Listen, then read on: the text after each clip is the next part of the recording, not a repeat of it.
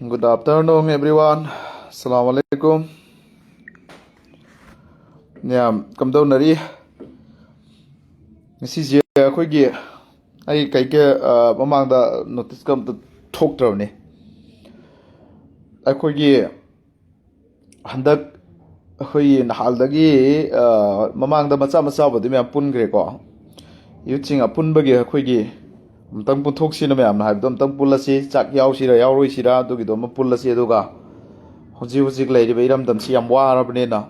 any development da ai mi te siri now sing chumyam lakpi ai gi kendra wagai dagi na dagi chiwa dagi myam lakpi ri ko khoi gi wagai kendra si su yam sothaba do na mai te chu pangal su loi chaure akhoi sida lai jati khodi mo loi chaure khoi development ji pura khoi gi wagai kendra gi lambi ga ji de kom khoi lowling bi yarabani nong churadi adumai oire ko aduna youthing ngasi live si na hawdringai da share mayam tobio aduga youthing gi punbagi matam haitare aduga ye naw sama tawjirake youthing am tak punthok si khoi puthoga khoi development toba yaba ne dagi hujik ni sa sari ba ragaw khawri ba dagi even mayam ma si khoi gi phattaba mayam tawri singsi gi tawminasi haibasu inaw sing team mayam man hairei ko hairibasingse ai khakna dingam moi jum thokpa adai corruption dagi lairiba khoigi labi thonggi paisa lo thokhiba aduga lo thoke da si myam si ngonda lai singse ai khakna ngam moi silinaw sing just ngam khibasu ya do ai khakna khonara ga di mapung phaba du oiba da waga ne na khalle myam na mateng pangbi ma thautai aduna khoigi yamba nungai bro md sami nungai haitare ko aduna ma'am पुन बोइनम तंग पुलसी अखोय दुग पुल्लगा चकचा सिरा यारो चारो सिरा दु comment हाइबिरो live सिंग सि खरा कुइन थागनी दा इचिल नाउ सिंग ने मणिपुर लेबा यूथ आइडिया ऑफ मणिपुर अमदि मणिपुर कंदबा यादे अमदि अखोय गि खुंगंग सि चौखतबा यादे लेपाक सि चौखतबा यादे हाइबा सिंग यौनबा थाबियो को अखोय शेयर तोबियो काइलिंग असि दि आइ दुग अखोय गि फॉल लाइव सि दा friend Singh jam रंदि यंगमने खल्ले ado phone di toksan bira no ngasi di phajana ikara wafam thamge chilnaw sing aisu lai si 15 days ko basujale Allah na thojan bidna miyang bi dua dagi miyang bi prayer dagi ado leram bi sidi akhoi loire hayai de loire duni ko lambi thong any hiramda every loina uncivilized loina back ni khoi da chali sing masigi mayam si riyazin bogi mayum khakna tawbagi right sunate ado bo tau taba yade habadi khanbadi ai right ne ai ramdam sokot taba yade ai ramdam so taba yade ai lekai phadaba yade habsi sigi khanbadi ai right ne aduna mayam da ina thamningi di me loina maruina aina men haibasi su mela na kana ko makran hai ai pronunciation segam da boy oram basi ai men haiba khoi maroi ba haibadu ni ko mayam na lana khanbi gano ado aduna khoi gi maruina khoi youth sing si masa phan da ya deba si nisagi pak da tawriba adagi tayona ba lambi da saliba adagi mathok marom khangda ba thabuk mayam tawriba mi gi huiroi oiriba adagi political gi kari gum khara thadoga matugi masum dun hingani khalliba natraga na khara hamana khoi gi lalhobagi maming season raga haib tare harun gi lalhoba sengbana amata phattaba tawroeba aina sum khangjarak ba history moi support oi na te ko lalhoba pure asengba imalai bakinin thokiwa sakal oina thokiba lalhoba singse ama phoba public ta crime tawroeba aduga sasanaba me am lairieba si singsina ekoi da su fall tawraga threat tawba me am tawri ko adu ai kasu ki de aduga halachin ga dawsu leite but tawu tawu sire naw sing iramdam se ai hujiki mamang da post am tawjakibani sikriba jirida mitaruk sikriba isallamaga student inaw amaga tamthina hat kriba law suba chatpada nomaina kaptana sikriba isallama adagi every atai very kind of person manipur gi kaungam laroida ba thodok kaya tamthi ba adagi mi mapan tara kap thalami ba imung amda mi mari manga mangak le thalami ba ada sugum ba mayam ikoi gi innocent people ma'am से कई लाजद्रब खुलाई कापसो हजद्रब चमना सुजरगा चाजरगा नोमगी खरा सु नोमगा चाजब innocent people क्या पुनसी lump खांग मांगख्रबनेब ꯃꯤ 6ꯀ ꯐꯥꯔꯒ ꯃꯇꯝꯗꯨꯗ ꯃꯈꯣꯏꯅ ꯐꯥꯔꯒ ꯊꯝꯃꯕ ꯃꯇꯨꯡꯗ ꯄꯣꯁ ꯇꯧꯔꯛꯑꯒ ꯑꯗꯨ ꯃꯇꯝꯗ ꯑꯩ ꯖꯤꯔꯤꯒꯤꯗꯣ ꯑꯩ ꯌꯥꯝ ꯅꯨꯡꯉꯥꯏꯇꯕꯅꯦ ꯑꯩ ꯉꯥꯡꯁꯨ ꯉꯥꯡꯈꯤꯕꯅꯤꯀꯣ ꯅꯦꯁꯅꯦꯜ ꯃꯤꯗꯤꯌꯥꯗꯁꯨ ꯀꯩꯗꯁꯨ ꯑꯩ ꯉꯥꯡꯈꯤꯕꯅꯦ ꯍꯣꯁꯇꯦꯖ ꯇꯧꯔꯕ ꯃꯇꯨꯡꯗ ꯑꯗꯨꯃꯥꯏꯅ ꯍꯥꯠꯄ ꯈꯣꯠꯄꯒꯤ ꯍꯥꯏꯕꯗꯤ ꯑꯗꯨꯃꯥꯏꯅ ꯇꯧꯕꯤꯈꯤꯕ ꯃꯌꯥꯝꯗꯣ ꯂꯣꯏ ꯀꯥꯎꯈ꯭ꯔꯦꯕ ꯍꯧꯖꯤꯛ ꯐꯣꯔꯒꯦꯠ ꯗꯟ ꯁꯝ ꯇꯥꯏꯝꯁꯤꯗꯅꯤꯀꯣ ꯁꯝ ꯇꯥꯏꯝ ꯑꯦꯒꯣ ꯆꯍꯤ 50 ꯁꯨꯕ 60 ꯁꯨꯕ ꯅꯠꯇꯦꯕ ꯑꯗꯨꯒ ꯆꯝꯖꯔꯕ ꯑꯗꯒꯤ ꯌꯥꯝꯅ ꯃꯤꯁꯤꯡ ꯌꯥꯝꯖꯗ꯭ꯔꯕ ꯄꯥꯡꯒꯜꯁꯤꯡꯁꯤꯗ ꯑꯩꯈꯣꯏꯒꯤ ꯂꯣꯏꯅꯃꯛꯅ ꯅꯠꯇꯦꯀꯣ ꯍꯥꯏꯕ꯭ꯔꯤꯠ ꯈꯔꯅ ꯍꯥꯏꯇꯥꯔꯦ ꯍꯥꯏꯕ꯭ꯔꯤꯠ ꯚꯥꯏꯔꯁ ꯈꯔꯅ ꯅꯣꯡꯉꯥꯟꯕ ꯅꯨꯃꯤꯠ ꯇꯥ ꯐꯥꯎꯕ ꯄꯥꯡꯒꯜ ꯑꯩꯈꯣꯏꯒꯤ ꯍꯥꯏꯕ꯭ꯔꯤꯠ ꯚꯥꯏꯔꯁ ꯍꯥꯏꯇꯥꯔꯦ ꯃꯄꯥꯜꯒꯤ ꯁꯪꯒꯊꯟ ꯑꯣꯔꯒꯅꯥꯏꯖꯦꯁꯟ ꯃꯈꯣꯏꯒꯤ ꯐꯣꯂꯣꯋꯔ ꯑꯩꯈꯣꯏ ꯋꯥꯟ ꯅꯦꯁꯟ ꯋꯥꯟ ꯔꯤꯂꯤꯖꯟꯒꯤ ꯀꯩꯗꯧꯅꯕꯒꯤ ꯁꯣꯝꯗ ꯑꯣꯏꯅ ꯄꯨꯊꯣꯛꯅꯕ ꯑꯃ ꯇꯧꯔꯒ ꯉꯁꯥꯏꯒꯤ ꯍꯥꯟꯅ ꯁꯨꯅꯈ꯭ꯔꯤꯕ ꯑꯗꯒꯤ ꯇꯧꯈ꯭ꯔꯤꯕ ꯌꯥꯝꯅ ꯇꯝꯊꯤꯕ ꯋꯥꯟꯗꯔ ꯑꯣꯏꯕ ꯋꯥꯟꯗꯔꯐꯨꯜ ꯌꯥꯝꯅ ꯑꯩꯈꯣꯏꯗ ꯇꯨꯡꯗ ꯀ꯭ꯔꯥꯏꯌꯤꯡ ꯑꯣꯏꯕ ꯌꯥꯕ ꯕ꯭ꯔꯦꯀꯤꯡ ꯑꯣꯏꯕ ꯌꯥꯕ ꯁꯦꯠ ꯂꯥꯏꯐ ꯇꯥꯏꯝ ꯑꯣꯏꯕ ꯌꯥꯕ ꯊꯧꯗꯣꯛ ꯋꯥꯊꯣꯛ ꯃꯌꯥꯝꯗꯣ ꯗꯥꯏꯚꯔꯠ ꯇꯧꯅꯕ ꯇꯧꯔꯛꯏꯅꯦꯕ ꯑꯗꯣ ꯏꯆꯤꯜ ꯏꯅꯥꯎꯁꯤꯡ ꯃꯣꯏ ꯃꯇꯨꯡ ꯏꯜꯂꯣꯏꯁꯤ ꯃꯅꯤꯄꯨꯔꯗ ꯄꯥꯡꯒꯜꯒ ꯃꯩꯇꯩꯒ ꯑꯃꯗꯤ ꯖꯥꯇꯤ ꯈꯨꯗꯤꯡꯃꯛꯁꯤꯗ ꯑꯩꯈꯣꯏꯒꯤ ꯑꯥꯏꯗꯤꯌꯥ ꯑꯣꯐ ꯃꯅꯤꯄꯨꯔꯗ ꯌꯥꯎꯔꯤꯕ ꯃꯅꯤꯄꯨꯔ ꯀꯥꯏꯕ ꯌꯥꯔꯣꯏ ꯉꯥꯛꯃꯤꯟꯅꯔꯤꯕꯁꯤꯡꯁꯦ ꯅꯨꯡꯁꯤꯅꯕ ꯊꯨꯒꯥꯏꯕꯁꯨ ꯉꯝꯃꯣꯏ ꯑꯗꯨꯒ ꯃꯦꯟ ꯑꯣꯏꯅ ꯃꯔꯨꯑꯣꯏꯅ ꯃꯩꯇꯩꯒ ꯄꯥꯡꯒꯜꯒꯁꯦ ꯑꯩꯈꯣꯏ ꯌꯦꯅꯈꯥ ꯂꯨꯈꯥꯗ ꯂꯣꯏ ꯂꯩꯅꯕ ꯉꯥꯛꯇꯅꯤ ꯃꯩꯇꯩꯒ ꯄꯥꯡꯒꯜꯒꯗ ꯍꯨ ꯀꯥꯝꯃꯒ ꯅꯠꯇ꯭ꯔꯒꯅ ꯃꯩꯇꯩ ꯃꯁꯦꯟꯗ ꯅꯠꯇ꯭ꯔꯒ ꯄꯥꯡꯒꯜ ꯃꯁꯦꯟꯗ ꯀꯥꯝꯅꯕ ꯍꯣꯠꯅꯔꯤꯕ ꯑꯗꯨꯒ ꯐꯣꯟꯁꯤ ꯁꯤꯒꯤ ꯃꯌꯥꯝꯁꯦ ꯇꯁꯦꯡꯅꯃꯛꯀꯤ ꯑꯣꯏꯅ ꯑꯩꯅ ꯊꯝꯅꯤꯡꯕꯗꯤ ꯉꯝꯁꯨ ꯉꯝꯃꯣꯏ ꯑꯩꯈꯣꯏꯒꯤ ꯃꯅꯤꯄꯨꯔꯗ ꯂꯩꯔꯤꯕ ꯃꯩꯇꯩ ꯏꯆꯤꯜ ꯏꯅꯥꯎꯁꯦ ꯑꯩꯈꯣꯏꯒꯤ ꯕꯤꯛ ꯕ꯭ꯔꯗꯔꯒꯤ ꯔꯣꯜ ꯂꯧꯔꯒ ꯂꯥꯛꯑꯕꯅꯤ ꯃꯈꯣꯏ ꯑꯩꯈꯣꯏꯒꯤ ꯒꯥꯔꯖꯤꯌꯥꯟꯁ ꯑꯣꯏꯔꯒ ꯂꯥꯛꯑꯕꯅꯤ ꯑꯗꯨꯝ ꯑꯣꯏꯈꯤꯅꯤ ꯑꯗꯨꯒ ꯃꯁꯤꯒꯤ ꯃꯩꯇꯩꯒ ꯄꯥꯡꯒꯜꯒ ꯑꯅꯤꯁꯤ ꯈꯟꯅꯅꯕ ꯁꯤꯜꯂꯤꯕ ꯃꯤꯑꯣꯏꯁꯤꯡꯁꯦ ꯑꯩꯈꯣꯏꯒꯤ ꯌꯦꯛꯅꯕꯅꯦꯕ ꯑꯩ ꯂꯥꯏꯚ ꯇꯧꯔꯤꯀꯣ ꯂꯥꯏꯚ ꯇꯧꯔꯤ ꯑꯩ ꯂꯥꯏꯚꯇ ꯀꯩꯗꯧ ꯂꯩꯔꯤ ꯑꯗꯨꯅ ꯃꯩꯇꯩꯒ ꯄꯥꯡꯒꯜꯒ ꯑꯅꯤꯁꯤ ꯈꯟꯅꯅꯕ ꯁꯤꯜꯂꯛꯄ ꯃꯩꯇꯩ ꯑꯣꯏꯁꯅꯨ ꯄꯥꯡꯒꯜ ꯑꯣꯏꯁꯅꯨ ꯀꯝꯃꯨꯅꯦꯜ ꯐꯤꯂꯤꯡ ꯁꯥꯒꯠꯂꯛꯄ ꯃꯊꯣꯡ ꯃꯔꯝ ꯆꯥꯗꯕ ꯅꯍꯥꯟ ꯏꯁꯩ ꯁꯛꯄ ꯐꯥꯗꯅ ꯇꯧꯔꯤꯗꯅ ꯃꯌꯥꯝ ꯑꯃ ꯊꯤꯡꯗꯅ ꯁꯦꯡꯗꯣꯛꯍꯟꯗꯅ ꯑꯗꯨꯅ ꯁꯨꯒꯨꯝꯕ ꯑꯩꯈꯣꯏꯒꯤ ꯃꯩꯇꯩꯒ ꯄꯥꯡꯒꯜꯒꯁꯤꯗ ꯍꯨ ꯀꯥꯝꯗꯕ ꯌꯨꯠꯁꯤꯡ ꯑꯩ ꯄꯥꯝꯃꯤ ꯄꯨꯟꯃꯤꯟꯅꯁꯤ ꯇꯧꯃꯤꯟꯅꯁꯤ ꯍꯣꯠꯅꯁꯤ ꯏꯔꯝꯗꯝꯁꯦ ꯑꯩꯈꯣꯏꯅ ꯌꯨꯠ ꯑꯩꯈꯣꯏꯅ ꯆꯥꯎꯈꯠꯍꯟꯕꯒꯤ ꯂꯝꯕꯤꯗ ꯏꯄꯜ ꯍꯅꯨꯔꯕ ꯏꯄꯨ ꯍꯅꯨꯔꯕꯁꯤꯡꯁꯤꯅ ꯏꯃꯥ ꯁꯣꯜꯂꯕꯁꯤꯡꯁꯤꯅ ꯄꯦꯟꯊꯣꯛꯑꯒ ꯏꯃꯥ ꯂꯩꯕꯥꯛꯀꯤꯅꯦꯅ ꯀꯩꯁꯨ ꯇꯧꯕ ꯉꯝꯃꯔꯣꯏ ꯃꯅꯤꯄꯨꯔꯁꯤ ꯗꯤꯕꯂꯞꯃꯦꯟ ꯏꯀꯣꯅꯣꯃꯤꯛ ꯑꯣꯜ ꯂꯣꯏꯅ ꯕꯦꯛꯅꯤ ꯆꯠꯂꯤꯁꯤ ꯀꯥꯡꯈꯣꯡ ꯆꯥꯏꯔꯒꯅꯤ ꯂꯩꯔꯤꯁꯤ ꯑꯗꯨꯅ ꯑꯩꯈꯣꯏꯒꯤ ꯂꯨꯆꯤꯡꯕ ꯂꯩꯕ ꯅꯠꯇꯦ ꯁꯔꯀꯥꯔ ꯂꯩꯕ ꯅꯠꯇꯦ ꯍꯧꯖꯤꯛ ꯑꯗꯨꯅ ꯑꯩꯈꯣই ꯌꯨꯠꯁꯤꯡꯁꯤꯅ ꯂꯧꯕ ꯌꯥꯕ ꯇꯧꯕ ꯉꯝꯕ ꯗꯤꯕꯂꯞꯃꯦꯟ ꯂꯤꯒꯦꯜ ꯂꯣꯅ ꯌꯥꯕ ꯃꯑꯣꯡꯗ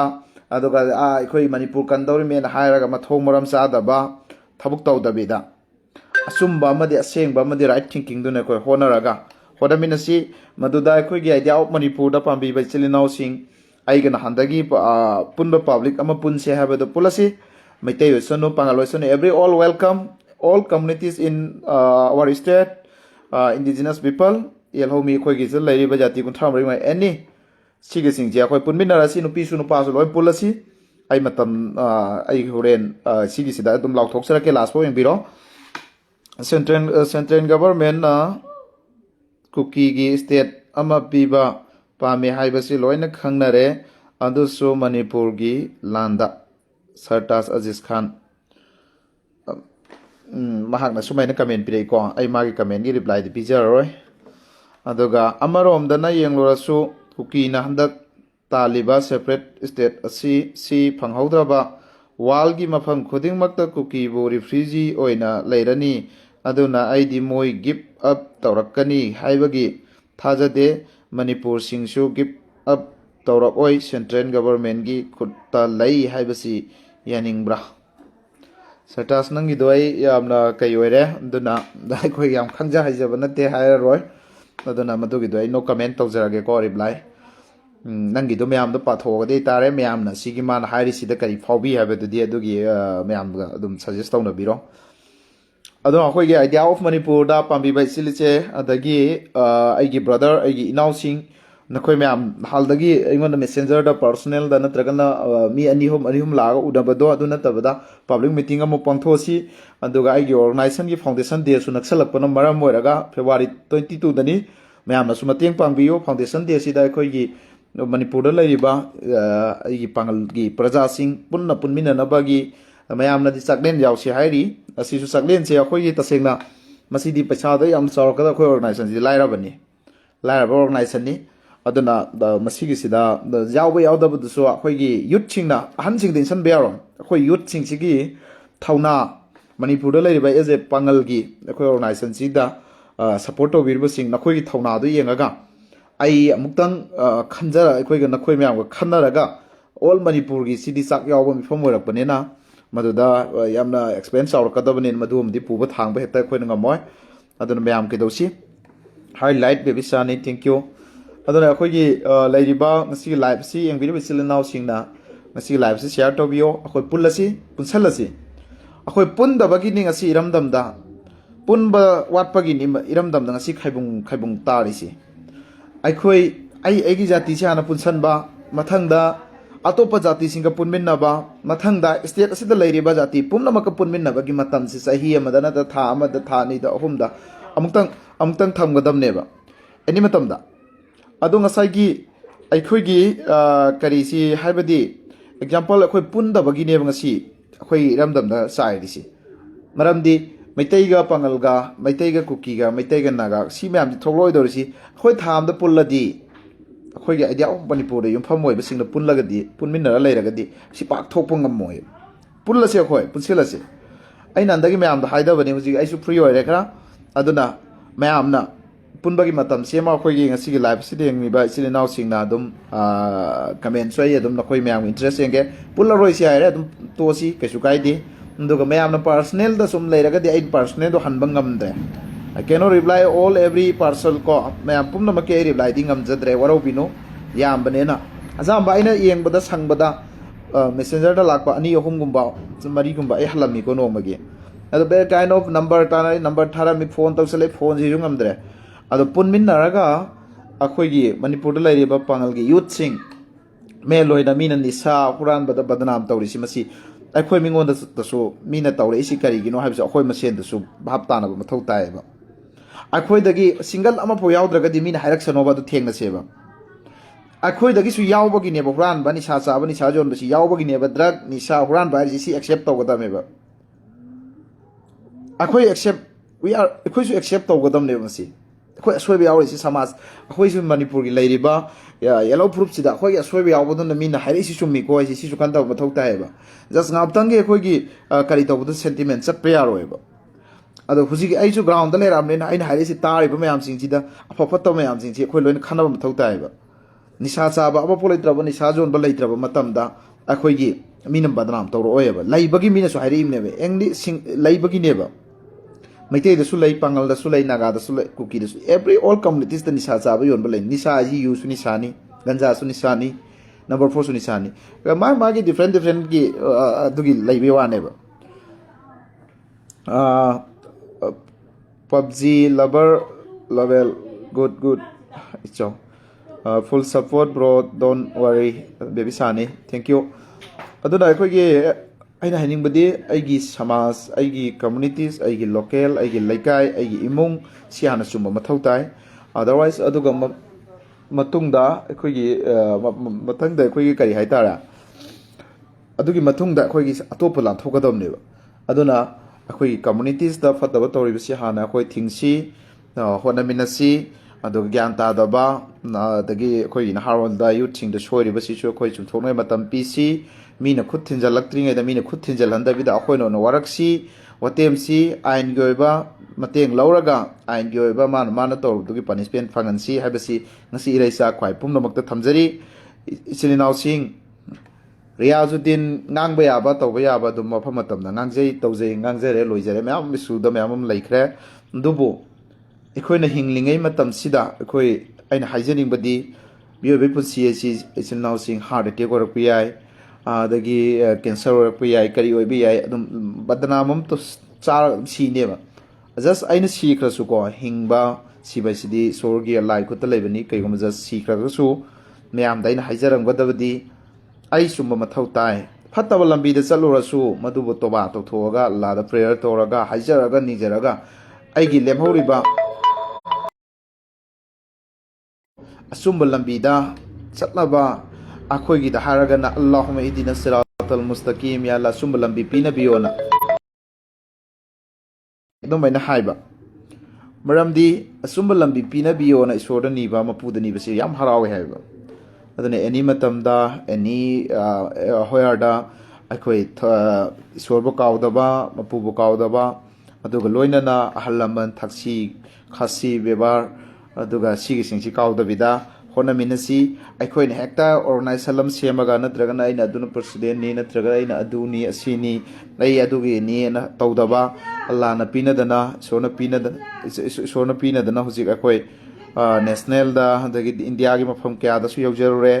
ꯆꯧꯁꯥꯡ ꯃꯌꯥꯝꯁꯨ ꯎꯅꯈꯤꯕ ꯃꯌꯥꯝ ꯑꯗꯨꯝ ꯂꯩꯖꯩꯀꯣ ꯑꯗꯣ ꯖꯁ ꯑꯩꯒꯤ ꯊꯤꯡꯀꯤꯡꯗꯤ ꯃꯗꯨ ꯎꯕꯒꯤ ꯏꯃꯦꯖꯇꯨ ꯅꯠꯇꯦꯕ ꯆꯥꯎꯊꯣꯛꯇꯦꯕ ꯑꯩꯈꯣꯏ ꯑꯗꯨꯝ ꯂꯩꯔꯤꯁꯤ ꯁꯤ ꯁꯤꯝꯄꯜ ꯑꯉꯥꯎꯕ ꯑꯃ ꯇꯧꯅ ꯐ꯭ꯔꯤꯗꯝꯒ ꯑꯗꯨꯝ ꯇꯧꯖ ꯂꯩꯔꯤꯁꯤꯅꯤꯀꯣ ꯌꯥꯝꯅ ꯍꯥꯏ ꯐꯥꯏ ꯂꯛꯖꯔꯤꯀꯦꯜ ꯇꯧꯗꯅ ꯑꯩꯈꯣꯏ ꯕꯥꯏꯛ ꯏꯁꯥꯒꯤ ꯒꯥꯔꯤ ꯑꯃ ꯇꯣꯡꯕ ꯉꯝꯖꯕ ꯂꯥꯏꯐ ꯅꯠꯇꯦꯕ ꯑꯩꯈꯣꯏꯁꯦ ꯑꯗꯣ ꯑꯩꯒꯤ ꯋꯥꯈꯜꯂꯣꯟꯗꯤ ꯃꯅꯤꯄꯨꯔꯁꯤꯗ ꯊꯣꯛꯏꯕ ꯑꯣꯏꯔꯤꯕ ꯃꯌꯥꯝꯁꯤꯡꯁꯤꯗ ꯃꯦꯟ ꯍꯟꯖꯟ ꯍꯟꯖꯟ ꯍꯥꯏꯒꯦ ꯑꯩꯒꯤ ꯀꯝꯃꯨꯅꯤꯇꯤꯁ ꯑꯩꯒꯤ ꯏꯃꯨꯡ ꯆꯨꯝꯕ ꯃꯊꯧ ꯇꯥꯏ ꯏꯆꯤꯜ ꯏꯅꯥꯎꯁꯤꯡ ꯑꯩꯒꯤ ꯄꯥꯡꯒꯜ ꯄ꯭ꯔꯖꯥꯗ ꯍꯝꯕꯜ ꯔꯤꯀ꯭ꯋꯦꯁꯅꯤ ꯑꯩ ꯆꯨꯝꯕ ꯃꯇꯨꯡꯗ ꯑꯩꯒꯤ ꯊꯪꯅꯕ ꯆꯨꯝꯃꯛꯀꯗꯕꯅꯤ ꯑꯗꯨꯅ ꯑꯩꯈꯣꯏ ꯆꯨꯝꯃꯤꯟꯅꯁꯤ ꯍꯥꯏꯔꯒꯗꯤ ꯄꯨꯜꯂꯁꯤ ꯑꯩꯈꯣꯏ ꯀꯩꯗꯧꯉꯩꯗ ꯄꯨꯟꯁꯤꯒꯦ ꯍꯥꯏꯕꯗꯨꯗꯤ ꯉꯁꯤꯒꯤ ꯂꯥꯏꯐ ꯁꯣꯂꯨꯁꯟꯗꯁꯨ ꯑꯩ ꯍꯥꯏꯔꯛꯀꯦ ꯀꯦꯞꯁꯟꯗꯁꯨ ꯑꯩ ꯍꯥꯞꯄꯝꯒꯦ ꯑꯗꯨꯅ ꯍꯥꯏꯌꯨꯁ ꯄꯤꯛ ꯍꯥꯏꯌꯨꯁ ꯑꯩ ꯌꯨꯝꯗ ꯂꯩ ꯏꯅꯥꯎ ꯑꯗꯒꯤ full support this okay continues I am going ꯑꯗꯨꯅ ꯃꯌꯥꯝ ꯄꯨꯟꯕꯁꯤ ꯑꯩꯈꯣꯏꯒꯤ ꯍꯟꯗꯛꯀꯤ ꯖꯅꯋꯥꯔꯤꯒꯤ ꯗꯦꯠ 10 ꯁꯤꯗ ꯄꯨꯜꯂꯁꯤ ꯑꯦꯕ꯭ꯔꯤ ꯑꯥꯏꯗꯤꯌꯥ ꯑꯣꯐ ꯃꯅꯤꯄꯨꯔꯗ ꯑꯩꯈꯣꯏꯒꯤ ꯋꯥꯈꯜ ꯃꯥꯟꯅꯕ ꯑꯥꯏꯗꯤꯌꯥ ꯑꯣꯐ ꯃꯅꯤꯄꯨꯔꯗ ꯑꯩꯈꯣꯏꯒꯤ ꯄꯨꯟꯃꯤꯟꯅꯕ ꯌꯥꯕ ꯃꯅꯤꯄꯨꯔꯁꯤ ꯏꯃꯥ ꯂꯩꯕꯥꯛꯁꯤ ꯑꯃꯈꯛꯇꯅꯦꯅ ꯍꯥꯏꯕꯗ ꯌꯥꯕꯁꯤꯡ ꯑꯗꯨꯝ ꯄꯨꯟꯃꯤꯟꯅꯔꯁꯤ ꯕꯠ ꯑꯗꯨꯒ ꯃꯔꯛꯇꯨꯗ ꯀꯝꯃꯨꯅꯦꯜꯒꯤ ꯅꯠꯇ꯭ꯔꯒꯅ ꯃꯥꯒꯤ ꯁꯥꯏꯠ ꯐꯤꯂꯤꯡ ꯑꯣꯏꯒꯗꯧꯕ ꯑꯗꯨꯒ ꯃꯥꯒꯤ ꯑꯩꯈꯣꯏ ꯁꯦꯜꯐ ꯑꯦꯛꯇꯤꯚꯤꯁꯁꯤꯡꯗꯤ ꯌꯥꯎꯕꯤꯔꯛꯀꯅꯨ ꯐꯣꯟꯁꯤꯁꯨ ꯌꯥꯝ ꯂꯥꯛꯈ꯭ꯔꯦꯀꯣ ꯑꯩ ꯐꯣꯟꯁꯦ ꯁꯤ ꯑꯩ ꯐ꯭ꯂꯥꯏꯠ ꯃꯨꯠꯁꯨ ꯀꯩꯁꯨ ꯊꯝꯍꯧꯗ꯭ꯔꯦ ꯑꯗꯨꯅ ꯐꯣꯟ ꯑꯩ ꯇꯧꯁꯤꯜꯂꯛꯀꯅꯣ ꯍꯥꯏꯔꯁꯨ ꯑꯗꯨꯝ ꯇꯧꯔꯛꯄꯅꯦꯕ ꯁꯤ ꯑꯗꯨ ꯁꯤ ꯑꯃꯁꯨ ꯑꯗꯨꯅ ꯏꯆꯤꯜ ꯏꯅꯥꯎ ꯃꯌꯥꯝꯁꯤꯡꯁꯤꯅ ꯄꯨꯟꯃꯤꯟꯅꯔꯁꯤ ꯑꯗꯨꯒ ꯄꯨꯟꯃꯤꯟꯅꯔꯒ ꯑꯩꯈꯣꯏ ꯀꯔꯤ ꯀꯔꯤ ꯇꯧꯕ ꯌꯥꯕꯅꯣ ꯁꯤ ꯌꯦꯡꯁꯤ ꯏꯌꯥꯝꯕ ꯑꯃꯁꯨ ꯖꯣꯏꯟ ꯇꯧꯒꯦ ꯍꯥꯏꯔꯛꯏ I don't think refugee cookies will give ꯂꯥꯛꯄꯤꯔꯣ ꯂꯥꯏꯚꯇ ꯖꯣꯏꯟ ꯇꯧꯕꯤꯔꯛꯑꯣ ꯑꯗꯨꯝ ꯀꯩꯁꯨ ꯀꯥꯏꯗ꯭ꯔꯦ ꯎꯔꯦꯗꯅ BJP ꯀꯥꯡꯕꯨꯅ ꯈ꯭ꯔꯤꯁꯃꯥꯁ ꯍꯥꯏꯒꯗꯕ ꯈ꯭ꯔꯤꯁꯃꯥꯁ ꯍꯥꯏꯔꯤꯗꯣ ꯍꯥꯏꯌꯨꯁ ꯄꯤꯛꯌꯨꯁ ꯀꯤ ꯄꯣꯠ ꯌꯣꯟꯕꯗ ꯇꯥꯜꯂꯤꯕ ꯋꯥꯟ ꯅꯦꯁꯟ ꯋꯥꯟ ꯔꯤꯂꯤꯖꯟꯅꯤ ꯑꯩꯁꯨ BJP ꯃꯌꯥꯝ ꯇꯤꯟꯅꯩ ꯑꯗꯣ BJP ꯃꯅꯨꯡꯗ ꯂꯣꯏꯅꯃꯛ ꯐꯠꯇꯦ ꯍꯥꯏꯕꯁꯨ ꯌꯥꯗꯦꯀꯣ ꯑꯗꯨꯕꯨ ꯀꯅꯥꯒꯨꯝꯕ ꯈꯔꯅ ꯃꯁꯤꯒꯤ ꯚꯥꯏꯑꯣꯂꯦꯟꯁ ꯏꯟꯗꯤꯌꯥ ꯃꯅꯨꯡꯗ ꯑꯩꯈꯣꯏꯒꯤ ꯈ꯭ꯔꯤꯁꯇꯦꯟ ꯏꯆꯤꯜ ꯏꯅꯥꯎꯁꯤꯡꯗ ꯑꯃꯗꯤ ꯑꯩꯈꯣꯏꯒꯤ ꯃꯨꯁꯂꯤꯝꯗ ꯌꯥꯝꯅ ꯇꯧꯕꯤ ꯎꯔꯦ ꯑꯩꯈꯣꯏ ꯈꯪꯉꯦ ꯇꯥꯔꯦ ꯑꯩꯈꯣꯏ ꯑꯩꯅ ꯃꯇꯝ ꯑꯃꯗ ꯍꯥꯏ ꯃꯁꯤ ꯑꯩꯈꯣই ꯃꯨꯁꯂꯤꯝ ꯈꯛꯀꯤ ꯅꯠꯇꯦ ꯈ꯭ꯔꯤꯁꯇꯦꯟ ꯀꯅꯥꯒꯨꯝꯕ ꯑꯃ ꯆꯟꯗꯥ ꯑꯃ ꯂꯥꯛꯏꯀꯣ ꯃꯁꯤ ꯑꯝꯇ ꯑꯩ ꯀꯩꯗꯧꯒꯦ ꯅꯣꯏꯗ ꯀꯩ ꯌꯥꯎꯕ꯭ꯔꯥ ꯑꯆꯣꯏꯕ ꯌꯥꯎꯕ꯭ꯔꯥ ꯍꯥ ꯌꯥꯎꯗꯦ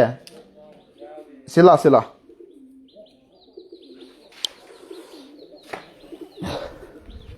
ꯁꯦ 50 ꯂꯧꯈ꯭ꯔꯣ ꯄꯤꯔꯛꯑꯣ ꯑꯇꯩ ꯍꯜꯂꯣ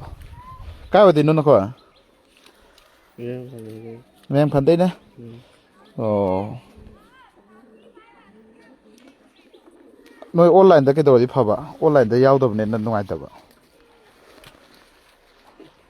ꯃꯌꯥꯝ ꯂꯥꯏꯐꯁꯤ ꯀꯟꯇꯤꯅ꯭ꯌꯨꯁ ꯑꯗꯨꯝ ꯂꯩꯕꯤꯌꯣ ꯂꯣꯏ ꯑꯁꯣꯏꯕ ꯉꯥꯛꯇꯔ ꯄꯤꯔꯛꯀꯗꯣꯏꯁꯦ ꯑꯗꯨꯗꯤ ꯑꯁꯤ ꯐꯝ ꯂꯥꯛ ꯇꯦꯕꯜꯗ ꯊꯤꯔꯒ ꯄꯤꯔꯛꯑꯣ ꯇꯦꯕꯜꯗ ꯐꯝ ꯑꯩ ꯑꯣꯐꯤꯁꯇ ꯂꯩꯕꯅꯤꯀꯣ ꯃꯌꯥꯝ ꯉꯁꯥꯏꯗꯒꯤ ꯊꯕꯛꯒꯤ ꯊꯤꯔꯣ ꯅꯪ ꯊꯤꯔꯒ ꯄꯤꯔꯛꯑꯣꯀꯣ ꯑꯩ ꯂꯥꯏꯚ ꯇꯧꯔꯤ 50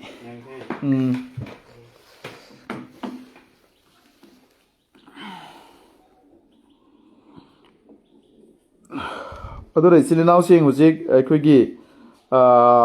ꯍꯥꯏꯌꯨꯁꯄꯤꯒꯤ ꯀ꯭ꯌꯨꯁꯅ ꯍꯥꯏꯔꯛꯏꯁꯤꯁꯨ ꯌꯥꯝ ꯆꯨꯝꯕ ꯃꯤꯅꯤꯀꯣ ꯃꯔꯝꯗꯤ ꯄꯥꯔꯇꯤ ꯂꯤꯡꯈꯠꯂꯁꯤ CPIM ꯃꯅꯤꯄꯨꯔꯒꯤ ꯑꯩꯈꯣꯏꯒꯤ ꯔꯤꯖꯅꯦꯜ ꯄꯥꯔꯇꯤꯁꯤ ꯂꯩꯗꯤ ꯂꯩꯔꯝꯃꯕꯅꯤ ꯂꯩꯔꯤꯕꯅꯤ ꯍꯧꯖꯤꯛꯁꯨ ꯑꯗꯣ ꯃꯁꯤ ꯂꯤꯡꯈꯠꯄ ꯃꯊꯧ ꯇꯥꯔꯦ ꯃꯔꯝꯗꯤ ꯃꯁꯤ ꯆꯥꯎꯈꯠꯍꯟꯕ ꯃꯊꯧ ꯇꯥꯏ ꯏꯔꯝꯗꯝꯒꯤ ꯑꯣꯏꯅ ꯑꯩꯈꯣꯏꯒꯤ ꯄꯋꯥꯔ ꯇꯧꯕ ꯉꯝꯕ ꯁꯦꯟꯇꯔꯅ ꯑꯣꯏꯅ ꯅꯋꯥ ꯂꯧꯗꯦ ꯍꯥꯏꯕ ꯁꯦꯟꯇꯔꯅ ꯑꯩꯈꯣꯏꯒꯤ ꯃꯅꯤꯄꯨꯔꯁꯤ ꯑꯩꯈꯣꯏꯒꯤ ꯂꯨꯛ ꯗꯥꯎꯟ ꯇꯧꯕꯤꯔꯛꯄꯒꯨꯝꯕ ꯑꯗꯒꯤ ꯑꯩꯈꯣꯏꯒꯤ ꯈꯣꯡꯌꯥꯗ ꯊꯝꯃꯛꯄꯒꯨꯝꯕꯁꯤꯗ ꯑꯦꯛꯆꯨꯋꯦꯂꯤ ꯑꯩꯈꯣꯏꯁꯤ ꯀꯩꯗꯧꯒꯗꯕꯅꯤ ꯃꯌꯥꯝ ꯀꯥꯎꯕꯤꯔꯅꯨꯀꯣ ꯖꯅꯋꯥꯔꯤ ꯗꯦꯠ 10 ꯑꯌꯨꯛꯇ ꯄꯨꯜꯂꯁꯤ ꯆꯥꯛꯆꯥ ꯇꯣꯛ ꯃꯇꯨꯡꯗ ꯑꯍꯥꯟꯕꯒꯤꯁꯤꯗꯤ ꯄꯨꯡ 12 ꯑꯗꯨꯋꯥꯏꯗ ꯄꯨꯜꯂꯁꯤ ꯈꯦꯂꯥꯈꯣꯡ ꯃꯌꯥꯏ ꯂꯩꯀꯥꯏꯗ ꯂꯥꯛꯄꯤꯔꯣ ꯑꯦꯅꯤ ꯀꯩ ꯇꯧꯕꯁꯤꯡꯗꯨꯗꯤ ꯃꯦꯁꯦꯟꯖꯔꯗꯁꯨ ꯌꯥꯔꯦ ꯑꯗꯨꯒ ꯑꯗꯨꯝ ꯊꯤꯕꯤꯔꯣ ꯈꯦꯂꯥꯈꯣꯡ ꯃꯌꯥꯏ ꯂꯩꯀꯥꯏ ꯎꯝꯄꯤꯌꯣ ꯍꯦꯗ ꯑꯣꯐꯤꯁ ꯑꯗꯨꯝ ꯍꯥꯏꯕꯗ ꯃꯌꯥꯝ ꯈꯪꯒꯅꯤꯀꯣ ꯃꯌꯥꯡ ꯏꯝꯐꯥꯜ ꯁꯥꯏꯠ ꯃꯌꯥꯡ ꯏꯝꯐꯥꯜ ꯄꯨꯂꯤꯁꯀꯤ ꯃꯃꯥꯡꯗ ꯂꯩꯕ ꯁꯤꯗ ꯑꯩꯈꯣꯏ ꯄꯨꯟꯃꯤꯟꯅꯁꯤ ꯑꯝꯇꯪ ꯄꯨꯊꯣꯛꯑꯁꯤ ꯑꯗꯨ ꯅꯠꯇ꯭ꯔꯒꯅ ꯃꯇꯝꯁꯤꯁꯨ ꯑꯩꯉꯣꯟꯗꯁꯨ ꯀꯩꯗꯧꯗ꯭ꯔꯦꯀꯣ ꯑꯗꯨꯝ ꯄꯨꯟꯃꯤꯟꯅꯔꯁꯤ ꯄꯨꯜꯂꯒ ꯑꯩꯈꯣꯏ ꯑꯐꯕ ꯏꯔꯝꯗꯝꯗ ꯀꯔꯤ ꯇꯧꯋꯦ ꯃꯩꯇꯩ ꯑꯣꯏꯁꯅꯨ ꯑꯩꯅ ꯍꯥꯏꯈ꯭ꯔꯦ ꯉꯁꯥꯏꯅ ꯑꯦꯅꯤ ꯂꯥꯛꯏꯕ ꯏꯆꯤꯜ ꯏꯅꯥꯎꯁꯤꯡ ꯄꯥꯔꯁꯣꯅꯦꯜ ꯂꯥꯛꯏꯁꯤ ꯅꯠꯇꯕꯗ ꯑꯩꯈꯣꯏ ꯑꯄꯨꯟꯕ ꯑꯝꯇꯪ ꯄꯨꯟꯁꯦꯕ ꯑꯗꯨꯒ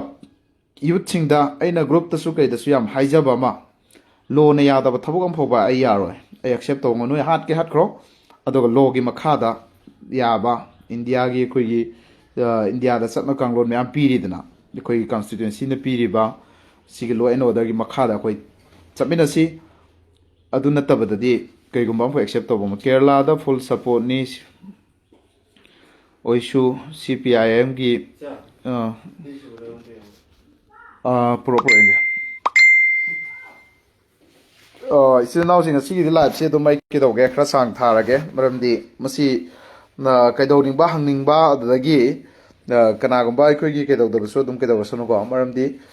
ꯌꯥꯝ ꯇꯥꯡꯅ ꯐꯪꯕ ꯇꯥꯟꯖꯥ ꯑꯣꯏꯔꯅꯤ ꯃꯌꯥꯝꯒꯤ ꯑꯄꯨꯟꯕ ꯑꯣꯏꯅ ꯄꯨꯟꯃꯤꯟꯅꯔꯁꯤ ꯂꯥꯟꯅ ꯁꯣꯏ ꯉꯥꯝꯗ꯭ꯔꯗꯤ ꯏꯁꯣꯔꯅ ꯁꯣꯏ ꯉꯥꯝꯗ꯭ꯔꯗꯤ ꯑꯩꯈꯣꯏ ꯀꯩꯗꯧꯔꯁꯤꯀꯣ ꯅꯪꯅ ꯁꯨꯃꯥꯏꯅ ꯊꯨꯞꯄ ꯊꯝꯕꯗꯤ ꯐꯒꯗꯕꯅꯦ ꯑꯗꯣ ꯅꯪꯅ ꯑꯗꯨꯝ ꯍꯥꯞꯆꯤꯟꯕꯗꯣ ꯑꯩꯅ ꯃꯤꯉꯣꯟꯗꯩꯗꯣ ꯂꯧꯔꯒ ꯍꯥꯞꯆꯤꯟꯈꯤꯕ ꯑꯩꯅ ꯑꯣ ꯃꯌꯥꯝ ꯈꯔ ꯀꯥꯏ ꯑꯣꯏꯅꯣ ꯅꯣꯏꯁꯦ ꯃꯌꯥꯝ ꯈꯔ ꯀꯥꯏ ꯑꯣꯏꯅꯣ ꯕꯨꯒꯤ ꯆꯥꯎꯗ ꯑꯝꯇ ꯑꯗꯨꯒꯤꯗ꯭ꯔꯦ ꯃꯈꯥꯗ ꯑꯣ ꯀꯩ ꯁꯥꯒꯩꯅꯣ ꯅꯣꯏꯅ ꯕꯨꯒꯤ ꯑꯣ ꯑꯩꯗꯤ ꯈꯪꯕ꯭ꯔꯥ ꯍꯥꯟꯅ ꯑꯩꯅ ꯅꯪꯂ ꯐꯔꯦ ꯐꯔꯦ ꯁꯨꯔꯝꯃꯅꯤ ꯆꯣꯠꯁꯨ ꯅꯪ ꯊꯤꯔꯗꯤ ꯌꯥꯔꯦꯀꯣ ꯁꯨꯔꯝꯃꯅꯤ ꯌꯥꯔꯅꯤ ꯌꯥꯔꯅꯤ ꯆꯣꯠꯁꯨ ꯗꯨꯕꯥꯏ ꯌꯥꯎꯕꯤꯌꯨꯀꯣ ꯂꯥꯟꯅ ꯌꯥꯔꯦ ꯌꯥꯔꯦ ꯁꯨꯔꯁꯨ ꯌꯥꯔꯦ ꯅꯪ ꯊꯤꯔꯗꯤ ꯆꯨꯝꯃꯝꯃꯅꯤ ꯅꯪ ꯊꯤꯕ ꯍꯩꯔꯤ ꯅꯠꯇ꯭ꯔꯣ ꯑꯩꯁꯨ ꯄꯩꯁꯥ ꯄꯥꯏꯗꯕ ꯌꯥꯝ ꯍꯥꯞꯄ ꯉꯝꯗꯦ ꯑꯗꯨꯅ ꯄꯩꯁꯥꯁꯦ ꯈꯔ ꯄꯥꯏꯔꯗꯤ ꯃꯌꯥꯝ ꯃꯌꯥꯝ ꯄꯤꯕ ꯌꯥꯕ ꯑꯣ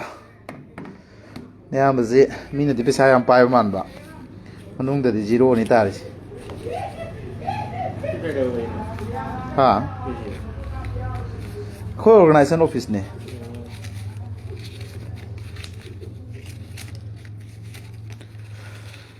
ꯈꯟꯅꯁꯤ ꯏꯌꯥꯝꯕ ꯇꯇꯣꯟ ꯑꯣ ꯈꯟꯅꯁꯤ ꯁꯦꯝꯁꯤꯜꯂꯣ ꯈꯟꯅꯁꯤ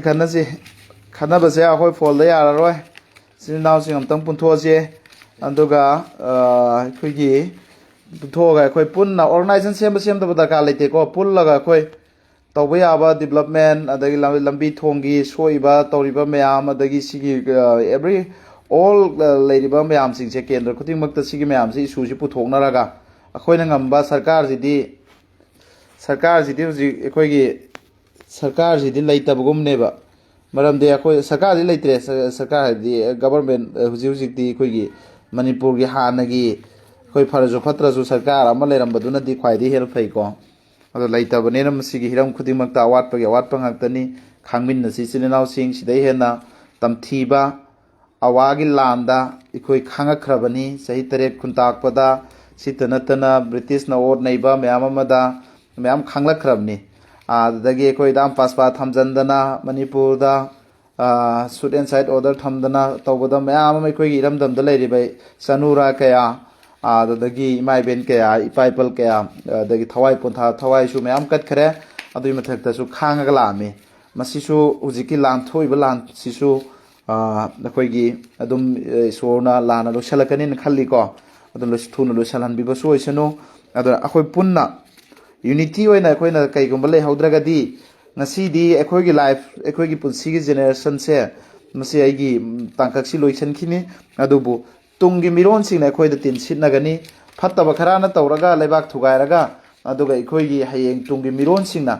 ꯑꯩꯈꯣꯏꯁꯨ ꯄꯜꯂꯛꯀꯅꯦꯕ ꯑꯩ ꯃꯇꯝꯗꯨꯗ ꯑꯩꯈꯣꯏꯒꯤ ꯔꯤꯌꯥꯖꯨꯗꯤꯟ ꯕꯣꯒꯤ ꯃꯌꯨꯝ ꯍꯥꯏꯕꯗꯨꯁꯨ ꯃꯗꯨꯒꯤ ꯏꯁꯨꯗꯨꯗ ꯋꯥ ꯉꯥꯡꯕ ꯈꯔ ꯌꯥꯎꯏ ꯑꯗꯩ ꯁꯨꯃꯥꯏꯅ ꯇꯧꯕ ꯌꯥꯎꯏ ꯑꯗꯨꯗꯒꯤ ꯃꯇꯝꯗꯨꯗ ꯁꯤ ꯀꯅꯥ ꯀꯅꯥ ꯄꯣꯛꯈꯤꯕꯅꯣ ꯈꯣꯠꯈꯤꯕꯅꯣ ꯍꯥꯏꯕꯁꯤ ꯑꯦꯕ꯭ꯔꯤ ꯑꯣꯜ ꯂꯣꯏꯅ ꯏꯟꯚꯣꯜቭ ꯇꯧꯒꯅꯤꯀꯣ ꯉꯁꯤꯒꯤ ꯐꯝꯅꯥꯏꯕꯁꯤꯡ ꯅꯈꯣꯏꯅꯁꯨ ꯂꯩꯊꯣꯛꯑ ꯂꯩꯔꯤꯗꯣ ꯍꯌꯦꯡ ꯇꯤꯟ ꯁꯤꯜꯂꯛꯈꯤꯅꯤꯀꯣ ꯅꯆꯥꯅꯁꯨꯗ ꯁꯦꯝꯁꯨ ꯀꯥꯎꯕꯤꯒꯅꯨ 3 5 Taruk, Tarit, Nipan, Mapan, Tara, Tramathoi, Trainthoi, Trahumdoi, Tramri, Tramwa, Truk, Tratet, Trampan Kun, Kunta Kunithoi, Kunda Kun Mari, Kunanga Kun Taruk, Kunta Kun Nipan, Kunipan, Kunipan, Kunipan, Kuntraimpan, Traimpan, Traimpan, Ani wat pamale. Sobra. 1, 2, 3, 4, 5, 6, 7. Pesa yang paire meo. Pesa yang paire. Yang paire. Ay ama khak pi gyo ni naw si da maya pi tu si ma. Mari mga taruk tarit san. Tara. Trai. Tom tramre tramat tu tret train per sampan. Kun nutoi kun nithoi kulhum doi kun mari kun manga kun taruk kun tare kun nipan ani wale. Sorry, thank you ko. Do I owe you ko. Ai ngam jaba pizza bani. Oh, thank you.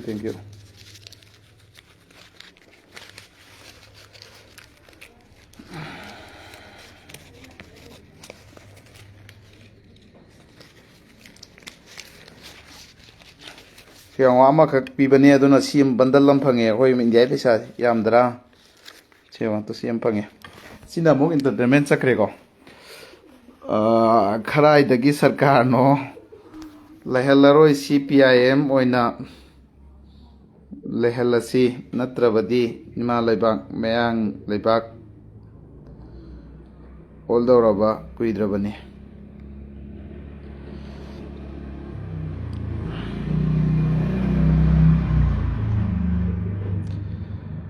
Jahangir Alam nang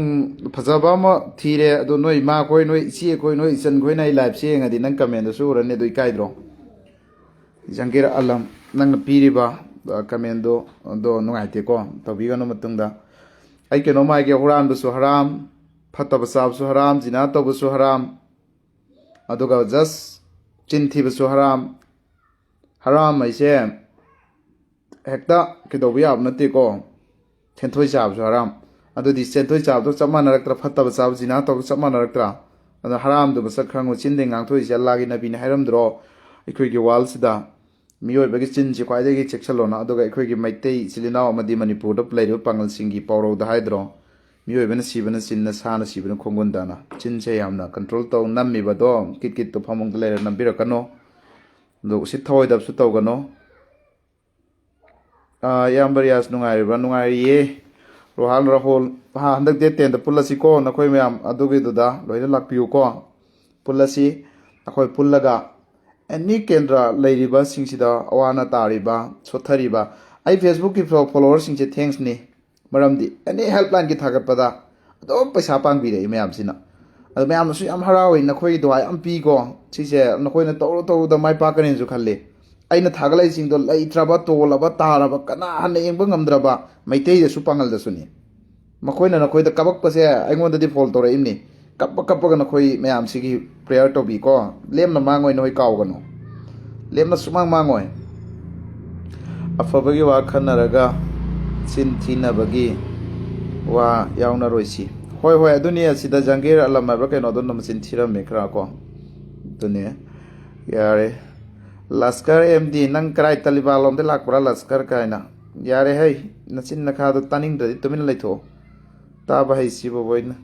chome phudo ni soidani lakni nanau so that January that 10 mayam punna kela ko maya kai da pulase aduga khoi meeting am pang thoga khoi organization gi mathau da de adugi mathau ta de khoi pun da ba ya de ai gi jati singje punmin na ba lekai punmin na ba district punmin na ba iramdam punmin na ba akhoi punsan da su ya de akhoi pun da bana maram moraga khaibung nei mung ta raga ngasi iramdam kai re thukai ra thammisini kai u samana dro separate administration kana gumbana leidina urban kana gumna haibsi su kuki pandera ni kuki hairage separate administration is finance solution kai na moina mukhai leise ase akhoi pun da bai natro ꯃꯥꯅ ꯇꯧꯔꯤꯗꯨꯅ ꯌꯦꯡꯁꯟꯗꯕ ꯃꯥꯒꯤ ꯍꯦꯟꯅ ꯆꯦꯟꯅꯕꯗ ꯑꯩꯒꯤ ꯍꯤꯡꯅꯕꯅ ꯆꯦꯟꯅꯕ ꯂꯥꯏꯔꯕ ꯂꯩꯕꯥꯛꯀ ꯑꯣꯏꯕꯅꯤꯅ ꯑꯗꯨꯝ ꯇꯧꯔꯤ ꯅꯠꯇ꯭ꯔꯕ ꯑꯗꯨꯅ anything pass ꯏꯁ pass ꯍꯧꯖꯤꯛ ꯑꯩꯈꯣꯏ ꯐ꯭ꯌꯨꯆꯔ ꯀꯔꯤ ꯇꯧꯒꯅꯤ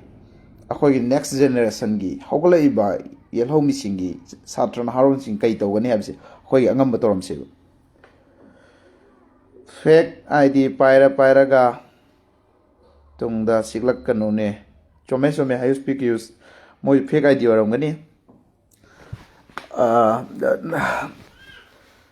ꯇꯧꯖꯔꯁꯅꯨ ꯑꯗꯣ ꯃꯌꯥꯝꯗ ꯇꯔꯥ ꯇꯤꯜꯂꯗꯤ ꯑꯁꯣꯏꯕ ꯑꯃ ꯌꯥꯎꯅꯤ ꯍꯥꯏꯕꯗꯨꯅꯤ ꯉꯥꯡꯉꯣ ꯑꯗꯨꯝ ꯐꯠꯇ ꯑꯩ ꯉꯁꯥꯏ ꯍꯥꯏꯈ꯭ꯔꯦ ꯅꯪꯒꯤ ꯅꯃꯥꯅ ꯅꯆꯦꯅ ꯅꯆꯟꯅ ꯅꯌꯥꯝꯕꯅ ꯌꯦꯡꯉꯝꯃꯒꯗꯤ ꯅꯪꯒꯤ ꯀꯃꯦꯟꯗꯨ ꯀꯔꯤ ꯈꯟꯒꯅꯤ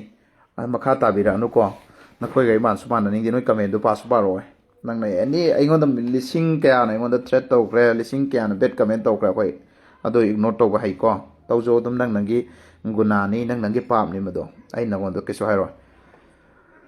ꯃꯌꯥꯝ ꯑꯩꯈꯣꯏꯒꯤ ꯖꯅꯋꯥꯔꯤꯒꯤ ꯗꯦꯠ 10ꯁꯤꯗ ꯄꯨꯜꯂꯁꯤ ꯑꯗꯨꯒ ꯑꯩꯒꯤ ꯅꯨꯡꯁꯤꯔꯕ ꯏꯆꯤꯜ ꯏꯅꯥꯎꯁꯤꯡ ꯉꯁꯤ ꯂꯥꯏꯐꯁꯤ ꯊꯕꯛ ꯕꯤꯖꯤꯗꯤ ꯂꯣꯏ ꯑꯣꯏꯔꯝꯒꯅꯤ ꯑꯩꯁꯨ ꯐ꯭ꯔꯤꯗ ꯈꯔ ꯑꯣꯏꯕꯒꯤ ꯇꯧꯔꯝꯕꯅꯤ ꯑꯗꯨꯅ ꯅꯨꯃꯤꯗꯥꯡꯗꯤ ꯂꯋꯥꯏꯗ ꯄꯣꯕꯅꯤꯅ ꯃꯩ ꯌꯥꯝꯅ ꯅꯨꯡꯉꯥꯏꯇꯕꯁꯨ ꯌꯥꯎꯋꯦ ꯃꯩꯁꯤ ꯄꯨꯠꯄ ꯃꯨꯠꯂꯦ ꯑꯗꯨꯅ ꯋꯥꯔꯧꯕꯤꯕ ꯌꯥꯗꯦ ꯑꯗꯨꯅ ꯉꯥꯜꯂꯤꯉꯩꯁꯤꯗ ꯑꯗꯨꯝ ꯑꯩꯅ ꯂꯥꯏꯐꯁꯤ ꯊꯥꯖꯔꯛꯄꯅꯤ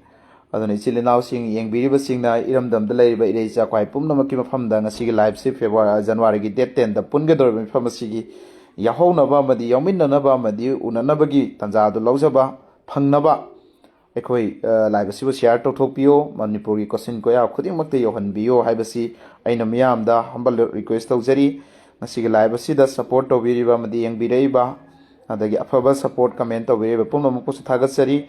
ꯀꯥꯎꯕꯤꯔꯒꯅꯨ ꯖꯅꯋꯥꯔꯤꯒꯤ ꯗꯦꯠ 10 ꯁꯤꯌꯣꯔ ꯏꯔꯝꯗꯝꯗ ꯂꯩꯕ ꯃꯔꯨꯑꯣꯏꯅ ꯄꯥꯡꯒꯜ ꯈꯨꯟꯅꯥꯏꯒꯤ ꯌꯨꯠꯁꯤꯡ ꯑꯩꯈꯣꯏ ꯑꯃꯨꯛꯇꯪ ꯄꯨꯜꯂꯁꯤ ꯑꯃꯗꯤ ꯏꯔꯝꯗꯝ ꯃꯅꯤꯄꯨꯔꯗ ꯑꯑꯣꯟꯕ ꯃꯅꯤꯄꯨꯔ ꯑꯃꯗꯤ ꯅꯨꯡꯁꯤ ꯆꯥꯟꯅꯅ ꯂꯩꯕ ꯃꯅꯤꯄꯨꯔ ꯍꯥꯏꯕꯁꯦ ꯑꯃꯨꯛꯇꯪ ꯄꯨꯊꯣꯛꯄꯗ ꯄꯥꯡꯒꯜ ꯈꯨꯟꯅꯥꯏꯒꯤ ꯌꯨꯠ ꯁꯨꯃꯥꯡ ꯊꯥꯔꯒ ꯌꯥꯎꯔꯁꯤ ꯑꯃꯗꯤ ꯌꯥꯎꯃꯤꯟꯅꯔꯁꯤ ꯍꯥꯏꯕꯁꯤ ꯏꯔꯝꯗꯝꯗ ꯂꯩꯔꯤꯕ ꯏꯔꯩ ꯆꯥꯛꯈ꯭ꯋꯥꯏ ꯄꯨꯝꯅꯃꯛꯇ ꯔꯤꯌꯥꯖꯨddin ꯕꯣꯒꯤ ꯃꯌꯨꯝꯅ ꯏꯟꯚꯥꯏꯠ ꯇꯧꯖꯔꯤ ꯃꯌꯥꯝ ꯄꯨꯝꯅꯃꯛ ꯂꯥꯛꯄꯤꯕꯗ ꯋꯦꯜꯀꯝ ꯇꯧꯖꯒꯅꯤ ꯑꯦꯅꯤ ꯖꯥꯇꯤ ꯂꯥꯛꯄꯤꯕ ꯌꯥꯏ ꯑꯥꯏꯗꯤꯌꯥ ꯑꯣꯐ ꯃꯅꯤꯄꯨꯔꯗ ꯌꯨꯝꯐꯝ ꯑꯣꯏꯕ ꯑꯦꯅꯤ ꯖꯥꯇꯤ ꯂꯥꯛꯄꯤꯕ ꯌꯥꯏ ꯑꯣꯜ ꯀꯝꯃꯨꯅꯤꯇꯤꯁ ꯄꯨꯝꯅꯃꯛ ꯑꯩ ꯐꯣꯜ ꯇꯧꯔꯒ ꯑꯃꯗꯤ ꯑꯣꯜ ꯐ꯭ꯔꯦꯟ ꯑꯩꯒꯤ ꯐꯣꯂꯣꯋꯔꯁ ꯑꯩꯒꯤ ꯑꯍꯜ ꯂꯃꯟꯁꯤꯡ ꯑꯩ ꯐꯣꯜ ꯇꯧꯔꯒ ꯑꯩ ꯍꯥꯏꯖꯔꯛꯑꯔꯣꯏ ꯑꯩ ꯉꯁꯤꯒꯤ ꯂꯥꯏꯐꯁꯤꯗ ꯑꯩ ꯃꯌꯥꯝꯗ ꯂꯣꯏꯅꯃꯛꯇ ꯏꯟꯚꯥꯏꯠ ꯇꯧꯖꯔꯕꯁꯤꯅꯤ ꯀꯔꯤꯒꯨꯝꯕ ꯑꯃ ꯆꯥꯃꯤꯟ ꯊꯛꯃꯤꯟꯅꯔꯒ ꯏꯁꯤꯡ ꯇꯣꯏꯁꯨ ꯊꯛꯑꯒ ꯆꯥ ꯇꯣꯏꯁꯨ ꯊꯛꯑꯒ ꯑꯩꯈꯣই ꯄꯨꯟꯅ ꯄꯨꯟꯃꯤꯟꯅꯔꯁꯤ ꯖꯅꯋꯥꯔꯤꯒꯤ ꯗꯦꯠ 10 ꯀꯥꯎꯕꯤꯔꯒꯅꯨ ꯗꯦꯠ 10ꯒꯤ ꯃꯣꯔꯅꯤꯡꯗ ꯑꯥꯐꯇꯔ ꯂꯟꯁꯇ ꯑꯩꯈꯣꯏꯒꯤ 11 o'clock ꯁ꯭ꯋꯥꯏꯗꯒꯤ ꯍꯧꯔꯒ ꯑꯩꯈꯣꯏ ꯄꯨꯟꯃꯤꯟꯅꯔꯁꯤ ꯅꯨꯡꯁꯥꯁꯨ ꯈꯔ ꯊꯣꯛꯄ ꯍꯥꯏꯅ ꯑꯩ ꯃꯌꯥꯝꯗ ꯊꯝꯖꯔꯤ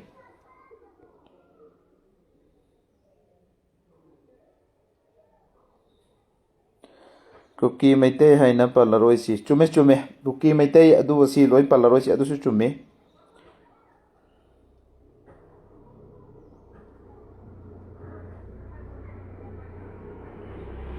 ꯖꯍꯥꯡꯒꯤꯔ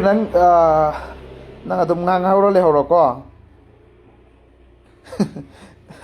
ꯄꯤꯒꯤ ꯕꯣꯒꯤ ꯍꯥꯏꯒꯗꯕ ꯄꯤꯒꯤꯅ ꯍꯥꯏꯕꯁꯨ ꯌꯥꯎꯔꯦ ꯍꯩꯇꯗꯅ ꯃꯩꯇꯩ ꯃꯌꯦꯛ ꯏꯔꯦ ꯃꯩꯇꯩ ꯃꯌꯦꯛ ꯑꯩꯗꯤ ꯍꯩꯍꯧꯗ꯭ꯔꯦ ꯑꯩꯈꯣꯏꯗꯤ ꯕꯦꯡꯒꯣꯂꯤ ꯇꯝꯃꯛꯈ꯭ꯔꯦ ꯃꯅꯤꯄꯨꯔꯁꯤꯗꯤ ꯑꯑꯣꯟꯕ ꯉꯥꯛꯇꯅꯤ ꯑꯗꯨꯅ ꯑꯩꯈꯣꯏꯅ ꯀꯣꯛ ꯈꯣ ꯇꯝꯃꯛꯑꯦ ꯅꯈꯣꯏꯅ ꯍꯧꯖꯤꯛ ꯀꯣꯛ ꯁꯝ ꯂꯥꯏ ꯃꯤꯠ ꯑꯅ ꯇꯝꯈ꯭ꯔꯦꯀꯣ ꯈꯔ ꯈꯛꯇꯤ ꯈꯪꯉꯦ ꯑꯗꯣ ꯑꯩꯁꯨ ꯑꯗꯨꯝ ꯄꯥꯔꯒ ꯑꯣꯟꯂꯥꯏꯟꯗ ꯀꯩꯗ ꯐꯔꯦ ꯑꯗꯨꯗꯤ ꯑꯩꯈꯣꯏ ꯏꯆꯤꯜ ꯏꯅꯥꯎꯁꯤꯡ ꯖꯅꯋꯥꯔꯤ ꯗꯦꯠ 10ꯗ ꯄꯨꯜꯂꯁꯤ ꯃꯌꯥꯝ ꯑꯗꯨꯒ ꯁꯤꯒꯤ ꯂꯥꯏꯐꯁꯤ ꯌꯦꯡꯉꯤꯕ ꯏꯆꯤꯜ ꯏꯅꯥꯎ ꯄꯨꯝꯅꯃꯛꯅ ꯂꯥꯏꯐ ꯑꯁꯤꯕꯨ ꯁꯤꯌꯥꯔ ꯇꯧꯊꯣꯛꯄꯤꯀꯣ ꯑꯗꯨꯒ ꯃꯅꯤꯄꯨꯔꯒꯤ ꯀꯣꯆꯤꯟ ꯀꯣꯌꯥꯗ ꯂꯩꯔꯤꯕ ꯌꯨꯠꯁꯤꯡ ꯌꯧꯖꯁꯅꯨ ꯂꯣꯏꯖꯤꯡ ꯂꯣꯌꯥꯗ ꯂꯩꯔꯤꯕ ꯄꯨꯝꯅꯃꯛ ꯃꯈꯣꯏꯒꯤ ꯑꯋꯥꯕ ꯄꯨꯝꯅꯃꯛꯇꯨꯁꯨ ꯅꯨꯃꯤꯠꯇꯨꯗ ꯁꯤꯌꯥꯔ ꯇꯧꯕ ꯉꯝꯕꯒꯤ ꯄꯥꯡꯒꯜ ꯄꯤꯅꯕꯤꯕ ꯑꯣꯏꯔꯁꯅꯨ ꯊꯦꯡꯛ ꯌꯨ ꯑꯦꯕ꯭ꯔꯤꯋꯥꯟ ꯌꯥꯏꯐꯔꯦ ꯏꯔꯝꯗꯝ ꯃꯅꯤꯄꯨꯔ ꯀꯥꯏꯕ ꯌꯥꯔꯣꯏ